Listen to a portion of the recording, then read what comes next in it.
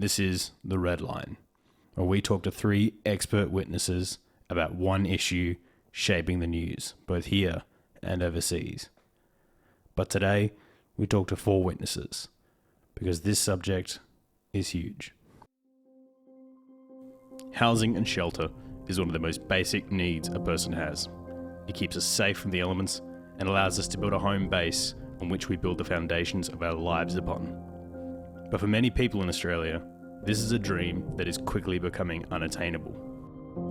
The last year in Australia was one of the lowest years sales-wise for millennials, for lack of a better word. The younger generation are increasingly pushed out of the market by developers and overseas investors, and more of this country's wealth is being tied directly into domestic housing. In fact, here in Australia, sales-wise, there were more people purchasing their seventh home than there were people purchasing their first. And this is a trend we see in almost every Western nation. It is increasingly quickly becoming a monopoly board with all of the properties bought up. So this week, we speak to three expert witnesses on why the housing market is like this, what does this mean for our economy, and do these storm clouds show the signs of another great financial crash? Part 1. Shaky ground. Well, the Australian economy is definitely has been in better places before. The numbers are not really looking great in terms of the wage growth and in terms of a bunch of economic factors. They were all kind of being joined by house prices that took a dive over the last kind of 18 months or so, but have recently started to recover. But definitely the sentiment in Australia when it comes to the economy is not good. And you know, in the end, economies are all governed by psychology. So that's an indication that we may be far from the recovery. Graham Cooke is the Insights Manager at finder.com.au, where he drives consumer-focused research and appears regularly on Australian TV and radio. He is a graduate of the Dublin Institute of Technology and has over 10 years' experience in analytics and writing. Recently, if you look at economic factors which indicate the potential of a housing bubble on the horizon, one of them is housing affordability. It's basically the income people make versus the cost of a home. And if you look at those figures, like right now in New South Wales, the average full-time earnings for somebody is about $90,000. That's what the average person makes and takes home. The average house price in Sydney is around $900,000. That's New South Wales and Sydney. So 10 times the average salary is what a home costs versus 1994, which is as early as these figures go back. The average salary was $36,000. The average home was $169,000. So it was only 5 times the salary. So house prices have been kind of continuing to increase despite other economic factors. Increasingly, developers are buying more and more of our market. How is this going to affect us in the long term? Well, yeah, it definitely will continue to drive prices up if people are increasing those property portfolios, and it's going to, you know, further increase the gap between what millennials can afford to save up and what house prices are actually amounting to. You know, the gap between what people pay and even the deposit people have to save has been increasing. The time it takes people to save a deposit has been increasing in Australia over recent years. So, you know, as long as the incentive is to kind of keep building those portfolios and buy your 7th and 8th house, then, you know, that's encouraging accumulating rather than distributing wealth. So against the advice of a lot of economists, the RBA, or the Reserve Bank of Australia, has decided to cut rates again. Can you explain why they've done that? They've done it 3 times this year, indeed. So the beginning of the year, when we surveyed economists, or towards the end of last year actually, and we asked them what their kind of forecast was for this year, generally people were saying that they expected the next cash rate movement was going to be in a positive direction through 2017. Most of that year we saw like 70-80% of the economists we spoke to saying they expected the next cash rate movement to be up. And then over the course of this year, we saw 3 cash rate movements. So the cash rate's gone from 1.5% to 0.75% by the end of the year. Which obviously means that home loans have become increasingly cheaper, which has pushed house prices up. It means that people are making not less money from saving, so it's becoming more difficult for anybody who's looking to save for a deposit to actually save for a deposit. But worst of all, according to the economists we were talking to, it doesn't look like there's been, aside from the increase in house prices, it doesn't look like there's been much of an effect from these 3 rate cuts from the RBA. Wage growth is continuing to be pretty slow, and other economic indicators are continuing to look a little bit grim. So there's probably another cut on the cards. Most of the economists are saying around, it could be as soon as February next year. And if that doesn't work, we could be looking at quantitative easing to try and recover the market. So yeah, the other thing too is the more cuts the RBI makes, the less effective each next cut can potentially be. The lower they get to zero, the lower wiggle room they have in future. So they'd probably be, a little bit careful making further cuts from here. But definitely one more in February looks like it's on the cards. But wouldn't this burn through the ammunition they need to fight off a recession before one even started?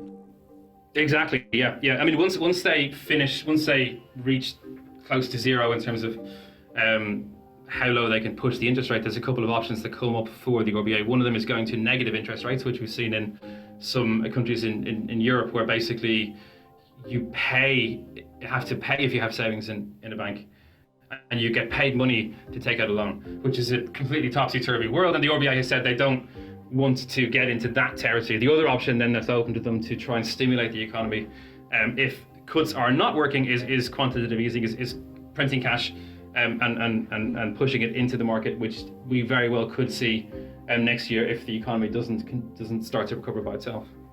We can't talk about real estate in Australia without discussing foreign investment. Is it as big a factor as everyone puts it out to be? And if so, who is investing in Australia? China is the big one. So 1/3 of overseas investment in Australia comes from China. So this used to be a kind of big topic was, should we be reducing the amount of overseas investment and the number of overseas buyers in the property market? But I don't really think we need to do anything about it necessarily, because it's decreasing naturally anyway. So there's three things that came into the price drops obviously make it less appealing for international investors. The higher stamp duty makes it more costly to get into the market. And then this law where only 50% of homes in a development project can be bought overseas and the other 50% need to be bought in Australia has led to a decrease in interest from overseas. So we saw a 58% plunge in 2018 tax year in overseas investment, and that follows a 59% plunge the previous year. So really the international interest in the Australian housing market is massively drying up right now. So how reliant are we on the Chinese market? Let's say if the Shanghai Stock Exchange was to take a huge dive, what would be the effect on our economy? That is huge. The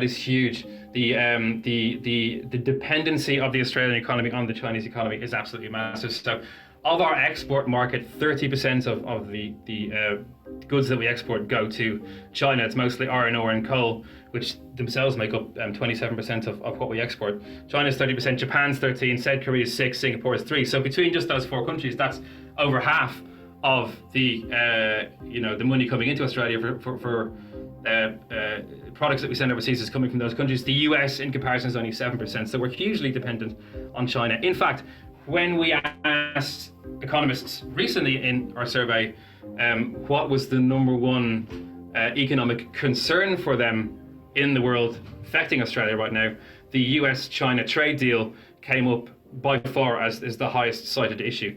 So yeah, the Australian economy definitely very heavily reliant on China. So our audience looking forward for next year into 2020, would you be recommending to look into renting or buying for next year based on the market? That's a really good question. Before we get to that, I suppose for people looking to potentially buy next year, the first thing to focus on is saving a deposit for a home, right? And in a low interest environment, that's increasingly difficult to do because interest rates are very, very low. To your other question on renting or saving next year, I mean, it just looks like it's going to be more of the same, to be honest. The housing market recovery, when it started, there was some conversation as to whether it's going to be, full recovery or a dead cat bounce. In other words, whether it's going to be just a blip and continue to fall. But it looks, as the months go on, like the housing market recovery might be here to stay. So it looks like house prices are going to continue to grow, maybe recover to where they were. Rents will probably continue to stay low because of negative gearing. So it doesn't look like there's an awful lot of change. So anyone who's looking to buy, focus on trying to build that nest egg indefinitely, because because of negative gearing, Australia is an interesting situation where the rents are so much less than mortgage repayments. you know. So there's a couple of business owners who've done interviews and who choose to rent because they say the difference in what I pay for rent versus what I have to pay for a mortgage, instead of investing that in a home, I can invest that in a business. I can invest that in the stock market. I can invest that in other places where I think it's going to make more interest than in a home. So there is an argument to be made that, you know, not everybody needs to be setting their sights on home as the final goal. So if there is a recession coming, what indicators should we be looking for? You can actually have indicators that point towards a housing bubble or not, you know. But the economists that say you can, the main two kind of indicators they talk about are housing affordability, which is the cost of a home versus the income that people make, and the other one is the debt to income ratio. This we haven't talked about yet in this conversation. So this is the amount of household debt on average in a country versus the average disposable income for households in the country. And the Australian household debt in March this year hit 200%, which is one of the highest in the world. According to a report from UBS. To compare it to the UK, for example, the debt to income ratio is only 123%. So it's an awful lot of a riskier kind of setup here. That's combined with another UBS report, which is showing that 1/3 of homeowners in Australia are, well, they were calling them liar loans, but I'll say we're providing misleading information on their home loan applications in order to try and get loans. So people are exaggerating their income basically, and they're potentially, some people borrowing more than they can possibly afford. So there's some economic indicators. I mean, we did a couple of videos on this. As I said, we did 2 videos on either side of whether we're going to see a recession. So we had 12 reasons why Australia is heading for recession. One of them was that wage growth is stalled. The other one is new car sales are going downhill. That's another indicator to keep an eye on. As a country, as people's income gets lighter and their spending has to be restricted, new cars tend to be the thing that people ditch from the budget immediately. And we've seen quite a big drop in the sale of new cars in Australia over recent years. So that's one indicator to keep an eye on.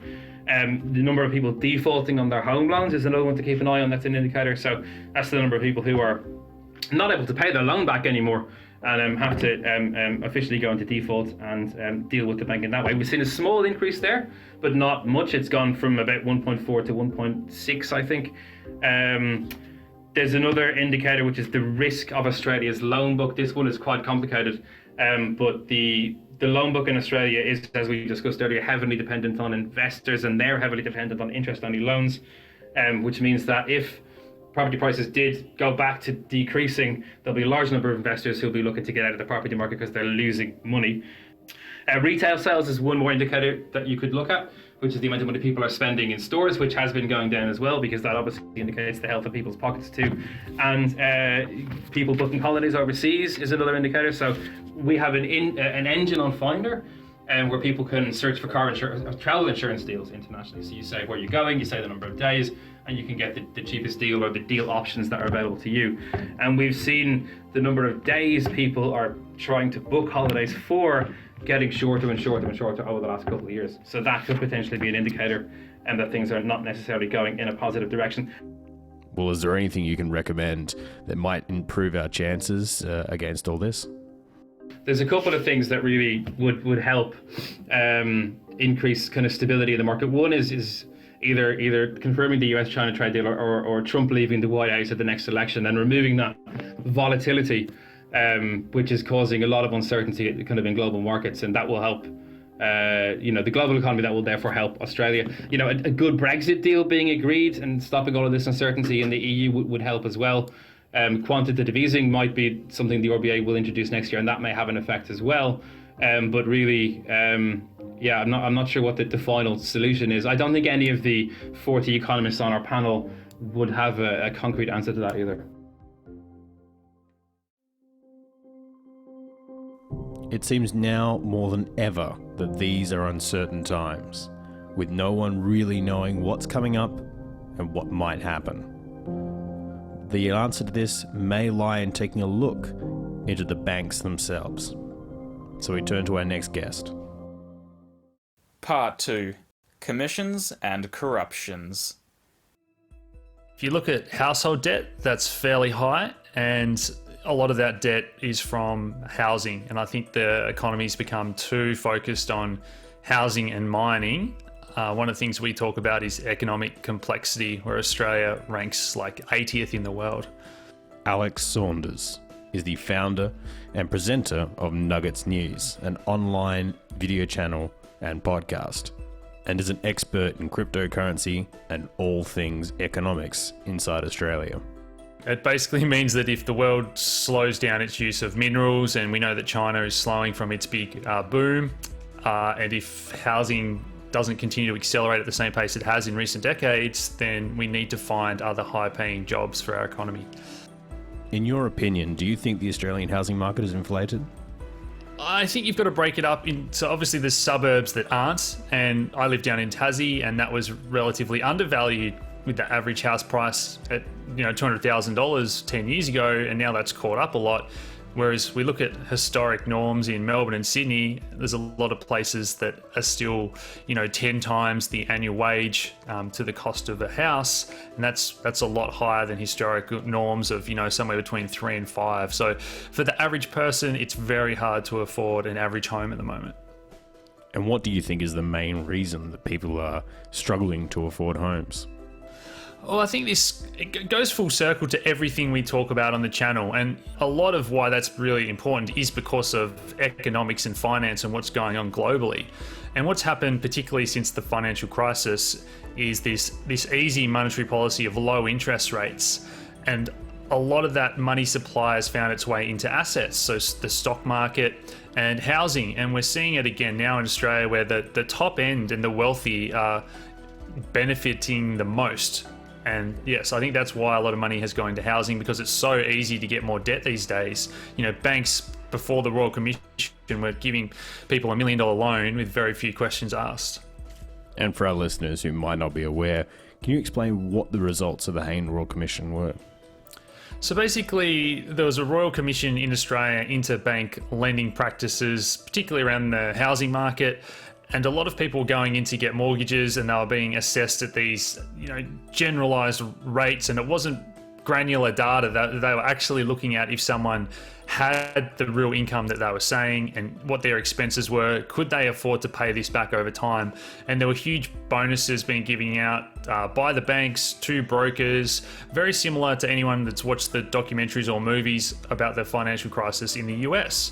So all of a sudden you've got these people that have got huge incentives to give anyone a mortgage, and now we're going through the period where a lot of these people that got these mortgages can't afford them, particularly the interest-only mortgages. A look into what the banks and the lending practices were doing that was very wrong, and there's been global studies on this, as well as the Royal Commission conducted here in Australia, and basically Australia scored 10 out of 10 in terms of corruption and fraud that was going on in the housing market. And what do you think opened the door to all of this?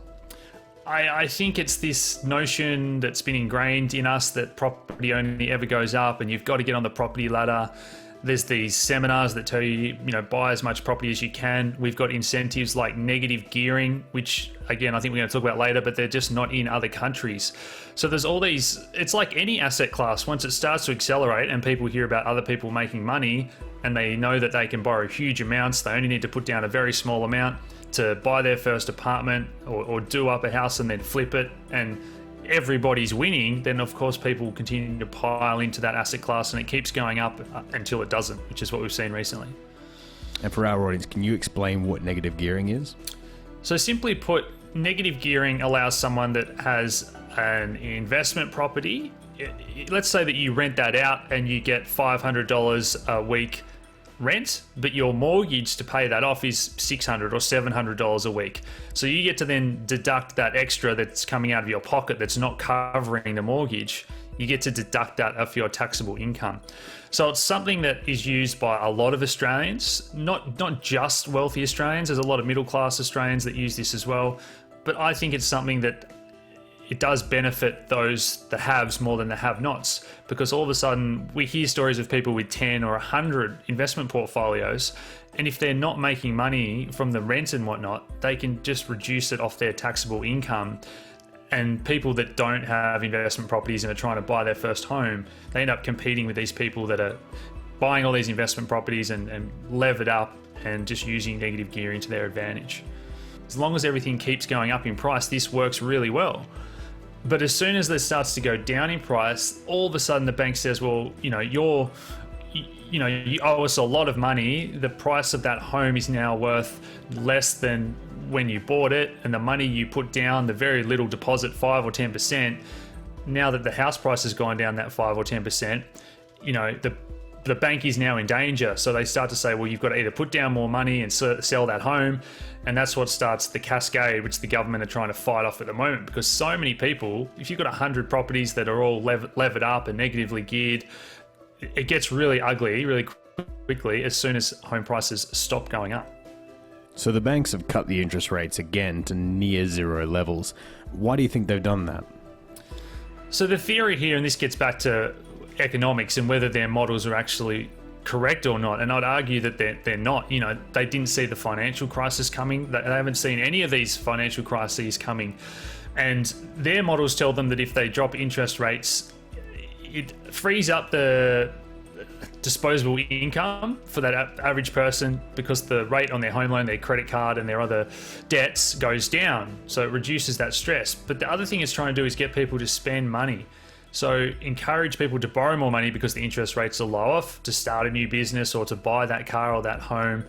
But at the same time, you don't get any return on your savings. So it really is punishing savers and retirees and those people that rely on interest rates. But it's had the opposite effect in a lot of countries now, and central banks are starting to acknowledge this, that when you drop interest rates from from 5% to 1%, the retiree is no longer earning 5% on their savings. So they've actually got to knuckle down more and spend less, and it's having the opposite effect. And if anything, the money that is being lent out by these banks, it's to the big corporates and their speculators that are buying more properties, buying more stocks, these huge share buybacks that you see, and it hasn't got into the real economy at all. So that's why we see at the moment in Australia, the top end of the housing market and the premium suburbs are having this aggressive growth, because the rich guy isn't affected by a bit of a downturn in the economy, or his wages are still enormous, and now it's easier for him to get more mortgages and more debt. Whereas the average person that hasn't seen any change in wages, does the interest rate really matter for them if it's 5% or 3% on their home loan? If they still can't borrow $1 million and pay it back in 30 years, the bank still won't let them do that.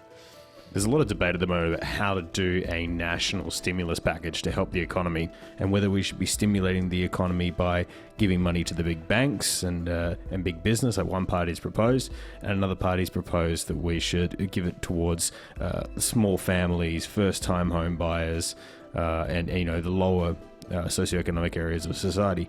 And which do you think would be more beneficial for the economy overall? Oh, without a doubt, we've seen what's happened in the US has been a failure. Stocks at record highs and house prices up. The wealthy have got so much wealthier, and you look at how wide the inequality gap has become in the US since 2008, the GFC. One of the things that we did really well in Australia to help avoid the recession was give those handouts or tax cuts, whatever you want to call them, injected into the hands of the people. So politically, what we're seeing globally is people say no to higher taxes, and governments trying to work out how they're going to fund their deficits and what they're going to do next time, because they don't want to bail out banks and they're hesitant to do more rounds of QE. So yes, some sort of people's QE. They're talking about modern monetary theory. I think that whether they like it or not, people are going to demand that they get money rather than the banks get money in the next crisis. If the housing market potentially goes south, what damage could that possibly do to our economy? So let's say that housing corrected, say 10%. Let's say if it corrected 20%. At that stage, they've got to start marking those mortgages to the actual property value now. And so if someone borrowed $1 million and you only had to put 10% down, all of a sudden they're now underwater. So the bank's going to say you've got to cough up another 10%. Now, people can't cough that up if they haven't had wage rises, and we know how indebted households are, so they're forced sellers. And now that starts a cascade of forced selling, and then all of a sudden property prices down 30%, and that continues the cascade where everyone has taken out more debt that is now marked to the actual value of their property, and they're all underwater. Now, these people that are underwater, they're not going out and spending money. They've got no spare money. Every dollar they've got is trying to keep them afloat, buy their next house, So obviously the economy suffers, and that's what we're seeing now. The number of car sales is dropping, retail's been in recession. Australia's actual economy is in a recession if it wasn't for the rates of immigration. So it's really worrying that Australians don't have that spare income. I don't think we're going to see a boom in the economy anytime soon. One of the biggest problems we have coming up is that the banks are moving from interest-only loans to principal plus interest loans. Can you explain what that is?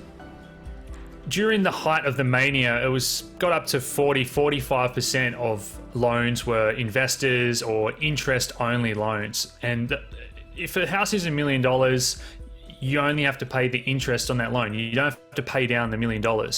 And the only scenario that works in is when you're hoping that the house keeps going up in price and you can sell it to someone for $1.2 million in a couple of years' time.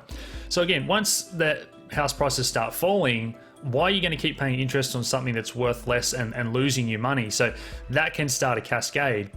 But what we also found was these periods that they get these loans as a sweetener with better interest rates or whatnot, that's changed a bit recently. That period, the 3 or 5 years that they signed up for, where you can pay only the interest and then you've got to make a decision to sell it at a profit, and at the moment some of them are at a loss, or roll it over, and the bank says, well, you have to start paying down the actual $1 million that you borrowed as well. And the greatest amount, in the hundreds of billions of dollars, of those loans is coming up in 2019 currently and 2020, and also tapers off a bit but still large in 2021. And what we're seeing is refinancing rejections have spiked. So people are going back into the bank, and this is also after the Royal Commission. So not only did a lot of these people not even realize what interest-only loan is, it's scary when you read these these studies that have been done and people didn't realize that they even had this coming up, which makes you wonder what they were being told at the time. But these people are being told, well, you can't afford that. A lot of the time your payments will be going up hundreds of dollars a week or a month, and people say, geez, I didn't know that, I can't afford that. And again, then they become a forced seller. So that's what's happening at the moment. After the Royal Commission, banks have become a lot more stringent with their lending, and at the moment they're being told to loosen up because so many people were being rejected when they came in to refinance these loans and being told, well, no, you shouldn't have been able to even get that, you can't afford that, and now they become a forced seller. Do you think there's a solution to any of this? You don't want to make these sudden changes that would cause a crash in the housing market, because that's really negative for the economy, as we discussed. But you have to gradually, I think, get rid of things like negative gearing that just favour people with houses too much. It's getting so hard for the average guy to compete with all this other investment and incentives for those people that already have homes. But I think you've just got to focus on the real economy. So, they've had this huge commitment to mining and things like coal, which it doesn't make sense to me. We should be investing in, forget what you think about global warming or climate change, whatever you want to call it. I think everyone can agree that we need to go down the renewable energy path and spend more on medical research, education, things that Australia is really good at and actually can compete with the rest of the world. Because at the moment, we're focused on resources, and there's plenty of countries which are now competing with us.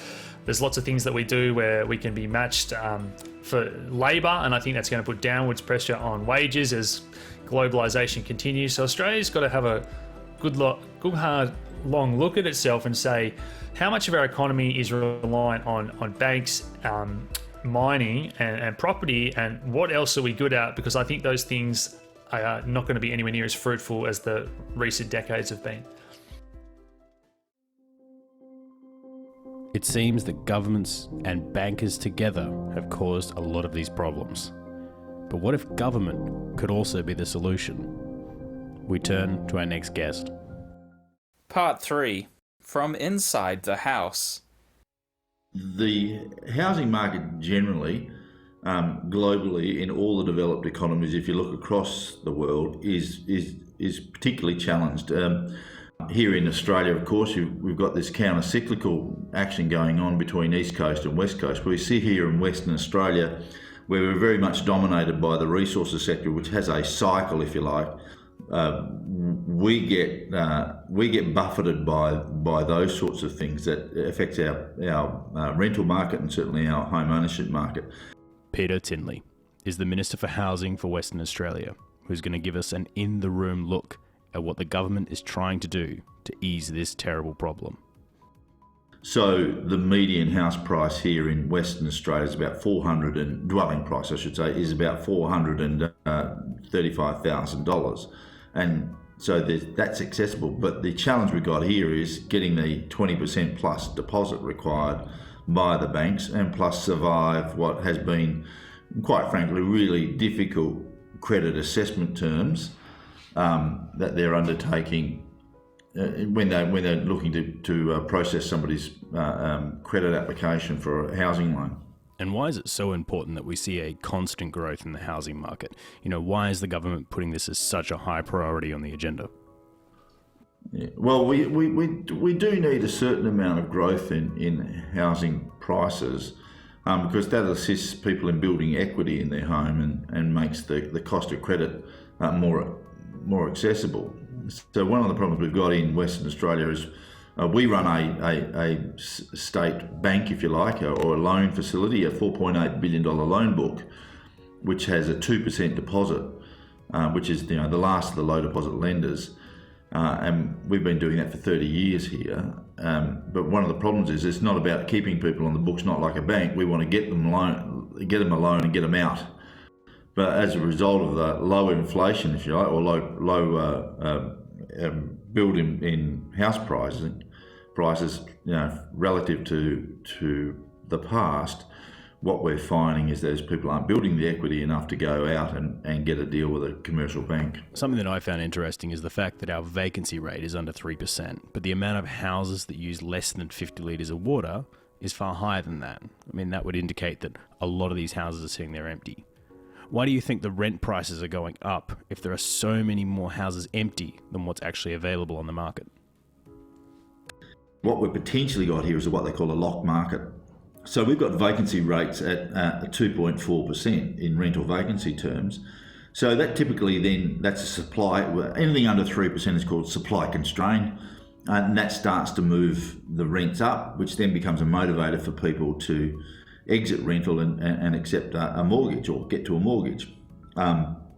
Unfortunately, again, credit is being choked as a result of the implications of the Royal Commission, the Hayne Royal Commission, that really, in the end, in my view, has punished the consumers of credit for the housing credit because the challenge for them is to actually survive a credit assessment now, which is significant and onerous. For our listeners who might not be aware, can you explain what the findings of the Hayne Royal Commission were?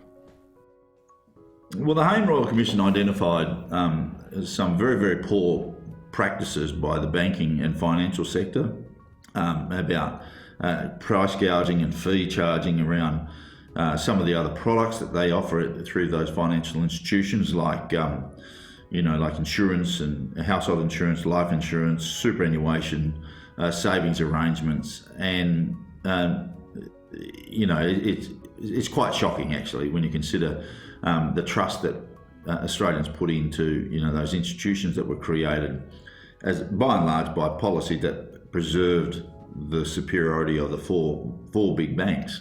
As a result, the shareholders of those banks suffered because they had to pay the fines that were inevitably coming from the various governing bodies, and then it created a knee-jerk reaction, in my view, where they tightened the way they provided credit to consumers, ordinary mums and dads, if you like, going in for a house loan. The sorts of invasive, if you like, assessments of their capacity to pay the loans has been quite stiff. They go multiples of pages of information.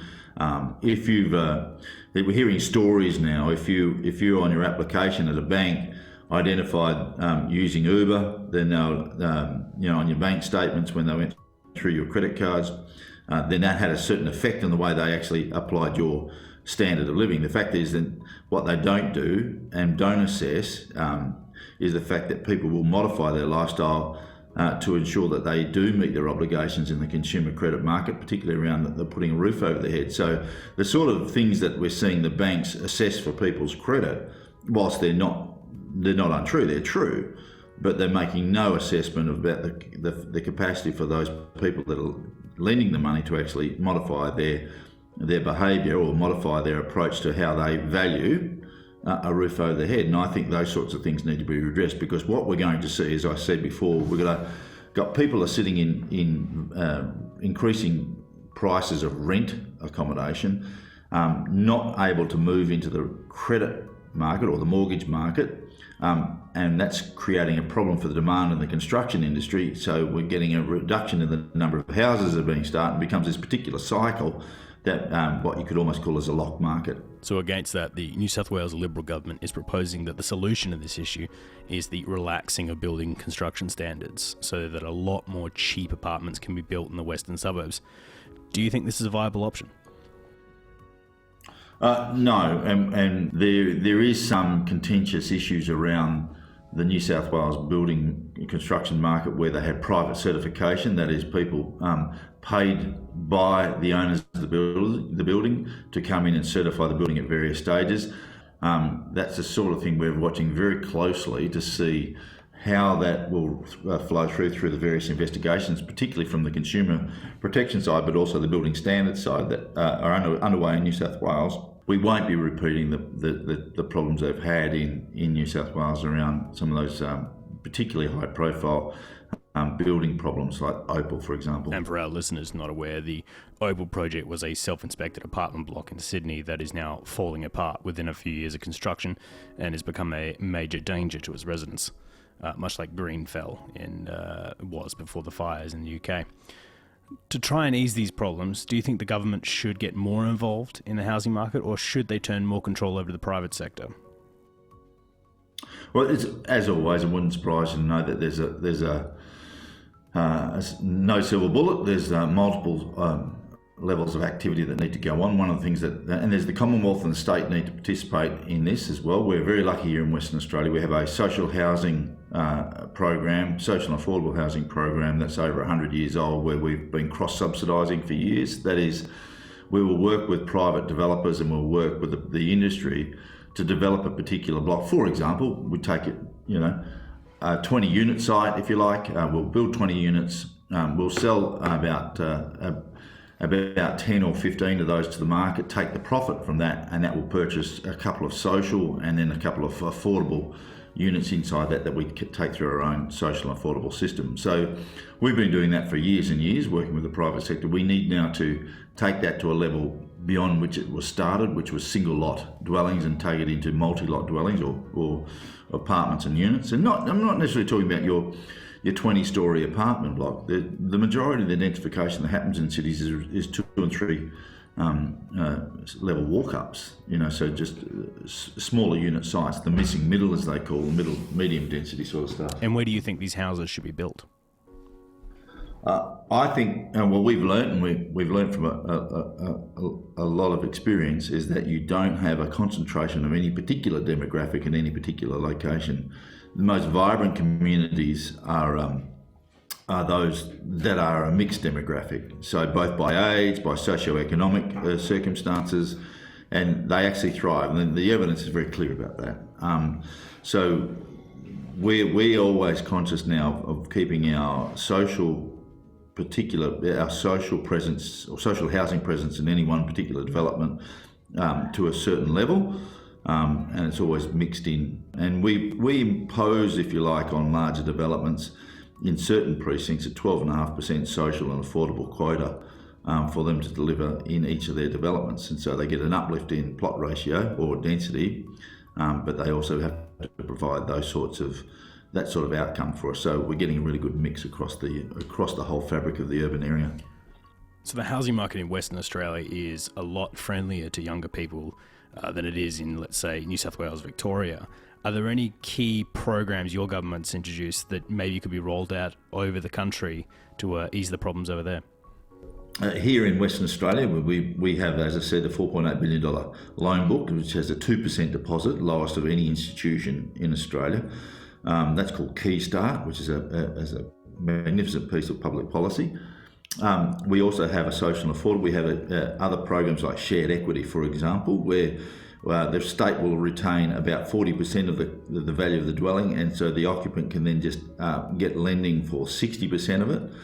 And that's been a very successful program to make that affordable.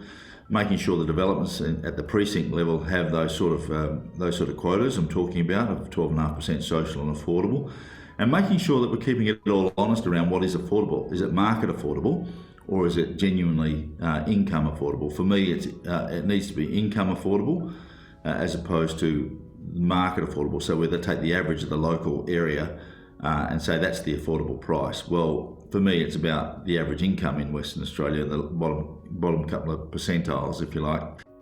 The other thing the state's doing that people don't often talk about is the millions and millions of dollars we do in what they call bond loans. One of the things of getting people into secure accommodation, rental accommodation, is they can't afford the bond.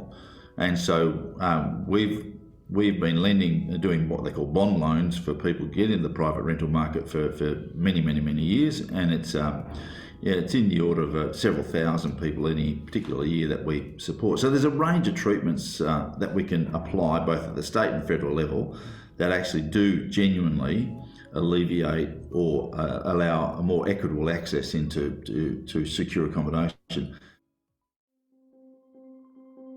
Some people are putting forward solutions to try and solve these problems. But are they problems we've seen before? Is this something we can predict? Our next guest seems to think so. Part 4. A familiar story.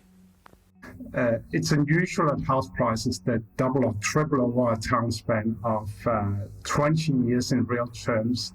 There are also some indicators that show that, it's well about the rental values, it's well about the trend in income, etc., etc. It's difficult to assess. We don't know how much it's overvalued, but definitely it is inflated. Danish economist Jakob Madson is one of the global leaders in financial analysis and is now a professor of macroeconomics at the University of Western Australia. Jakob correctly predicted the IT crash of 2001 and the GFC of 2008, and he's come onto the show today to give us an insight onto what he thinks comes next for our economy. It's well about the American market has not increased that much if you look at the trend line since World War II. Now, Australia is exceptional since 95. There's usually the benchmark year they take. And if you compare with Britain and to some European countries, yes, it's a bit ahead of the other countries, partly reflecting that there's it's the most urbanized economy in the world almost, apart from Singapore and Hong Kong. That's clearly an important factor here, because it means that you can't build yourself out of the housing bubble. You can't just increase supply as much as you have been able to in some countries like the continental Europe. So the federal government over here has been preaching a doctrine of building more houses to solve the problem. Do you think this will actually solve it? It's incorrect for Australia because although we have a lot of land in Australia, the urban land is very small proportion. Or in other words, urbanization rate is extremely high, and it's concentrated on particularly Melbourne and Sydney. That's a big problem, and therefore it's difficult to build ourselves out of the crisis. So most of the economists I've spoken to have said that cutting the interest rates is not a great idea at the moment. So why do you think the government is continuously cutting the interest rates to near zero levels? I think they're scared of a recession. I think it's to pump liquidity out in the economy. And I believe that unless they lower the interest rates to get the economy going, the housing market going, investment going, and so on. In my view, I'm not a fan of this policy because we are not in a deep recession. We need to save up for a rainy day. If we have another GFC, we know that then we can't cut the interest rates because they're at rock bottom low. When we had the GFC, we could cut interest rates by 4 percentage points, and clearly that was an important factor to get it out of the GFC, but it's not available again. A GFC can easily come around because there's so much bad debt out there, so much disequilibrium in the world market that there are some danger signals around. And what danger signals do you think we should be looking out for? When you have an inflated housing market, which we have across the whole world almost, that means that there's only one way house price can go, and that's down.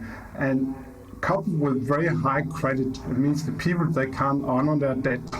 When they go into negative equity, that means that the debt exceeds the value of the house. Then you start to see red signal, disequilibrium. And if you look at the share market, that has also been overvalued for many years. And that's again a bubble tendency. And that's going to hurt when the share market falls further. Well, staying on the share market for now, and let's compare it against the average household. Something I found really interesting is the ASX has grown by 201% in the last 10 years. That's over doubled. But Australian households, on average, are becoming poorer in real purchasing power. In fact, in the same period, we have now reached a point where 46% of households in Australia are living paycheck to paycheck with no major savings. Do you think this is symptomatic of something bigger? That's a serious problem. Absolutely, I couldn't agree more. The trouble is that, particularly in Western Australia, you have the 10% of the households, they are negative equity. So they're not, at some states the bank is going to ask for their money back.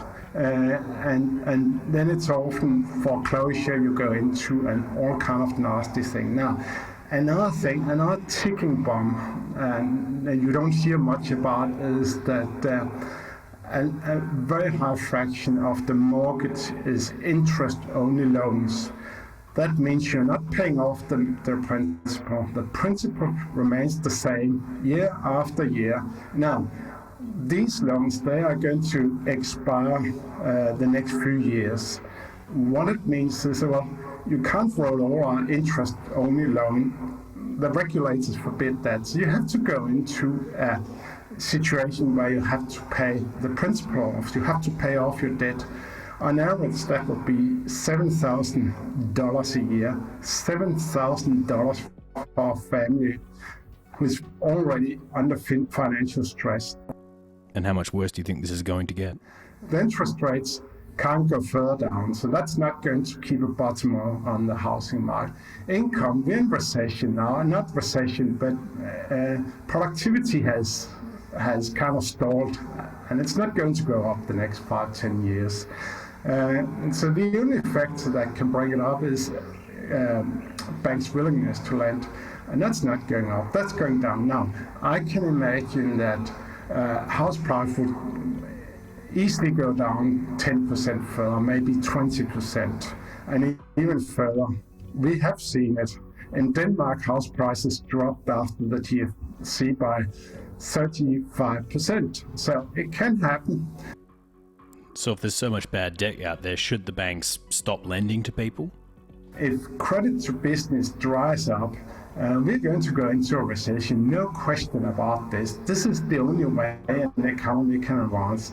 It's the only way you can get the strong, important sectors of the economy to thrive. And these sectors I'm talking about is the manufacturing, particularly a key sector in the economy. And that's definitely a sector. And another sector that will suffer a lot is the research and development sector, partly integrated to the manufacturing sector, because research and development, that needs a lot of credit, often very risky credit because it's risky business, and that is often what you see, that you save on these items when it goes downhill, and I'm afraid it could happen for Australia.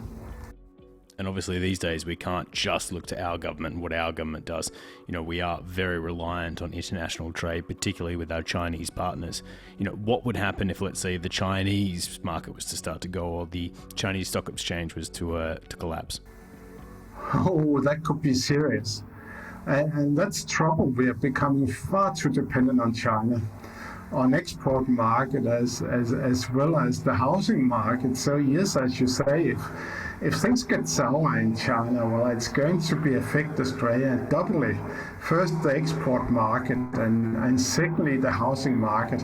Where it can put into free fall, probably only the flat market, the market for apartments, because there's clearly a bias in their ownership. They own flats, they don't own many houses. But we have seen before that foreigners, the capital is very mobile, and if they want to sell, it can go very quickly.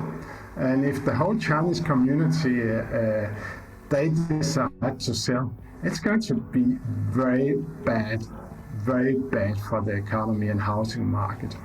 So when the housing market goes down, then there's a lot of people coming into bad debt, and that's what they will do then is to reduce demand in Australia. Secondly, the banks will get into bad credit, very bad credit, and they'll restrict their lending. So you get what we call the financial accelerator, and that's when things that really goes bad, that the credit that's going to all investment to often going to investment in stocks.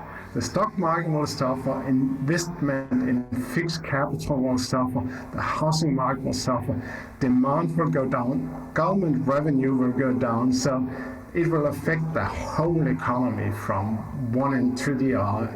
Any aggregate will be affected, government, private sector, and the household sector. And it's going to be very painful. So for younger people who might be listening, do you think it's a good idea to keep renting, or should we be looking at buying a house? I would take it easy and rent, no question. There's no harm in waiting. There's no harm in having rent. I would certainly do that if I was young and didn't have any aspirations in the near future to go into a house. So it's a bit depending on the budget, but I would certainly not rush into the market to buy the first and the best. So the $1 million question, is there a recession coming?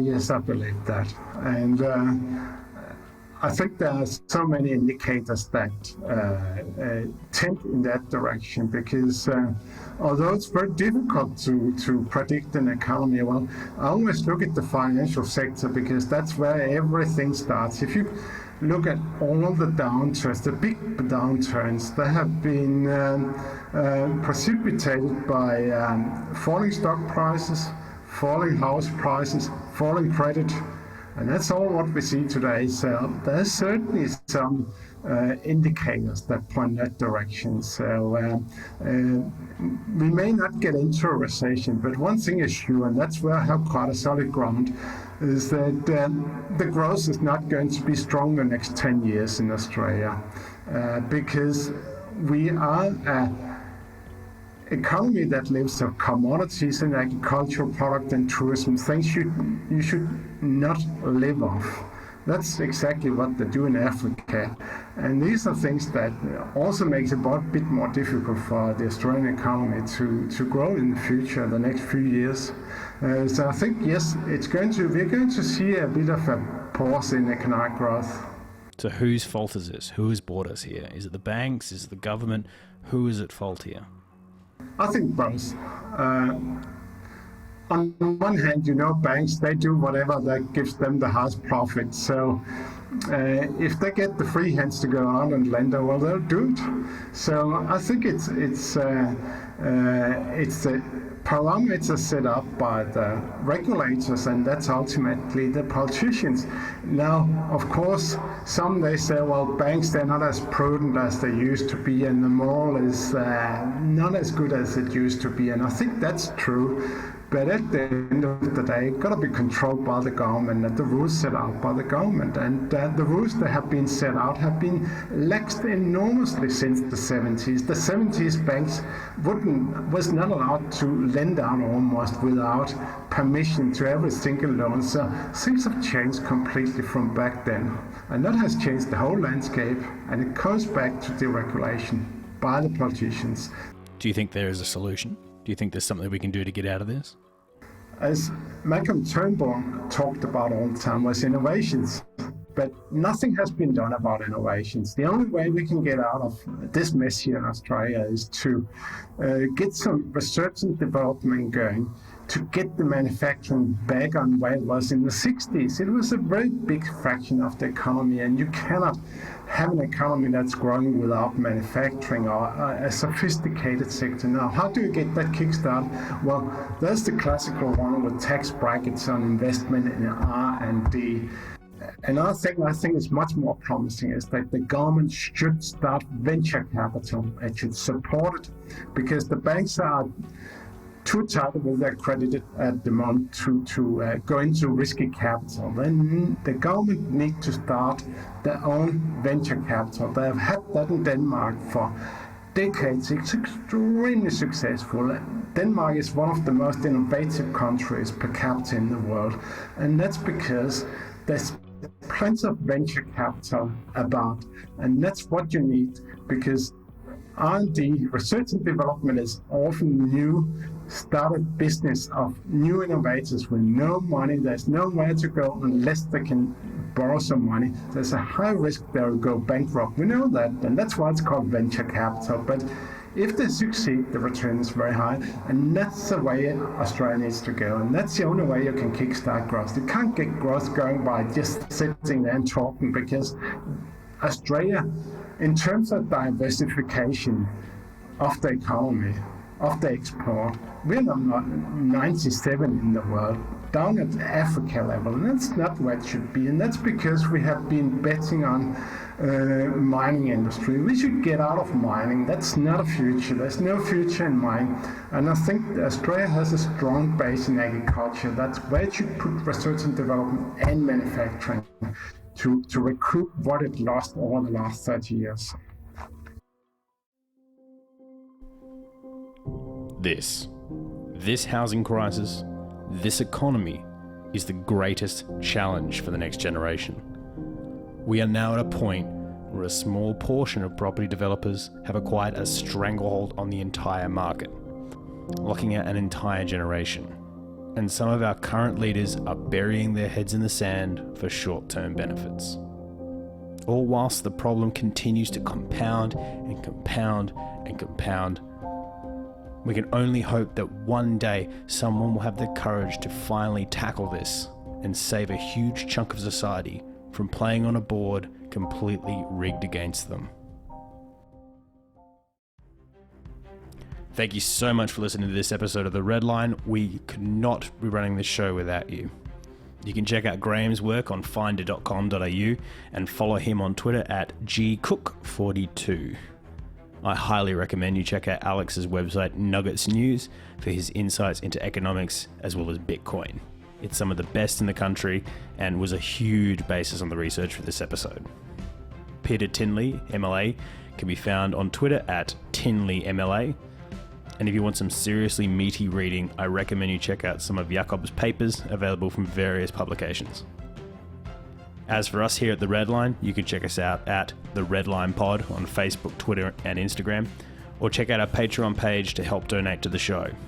Every dollar you donate helps us keep the show running and get this to as many people as possible. Otherwise, simply like or subscribe to the show, as it really helps us get traction. Thanks again for all of your support. We'll be back in a fortnight with another international episode. But as they say in Australia, for now, cheers, mate.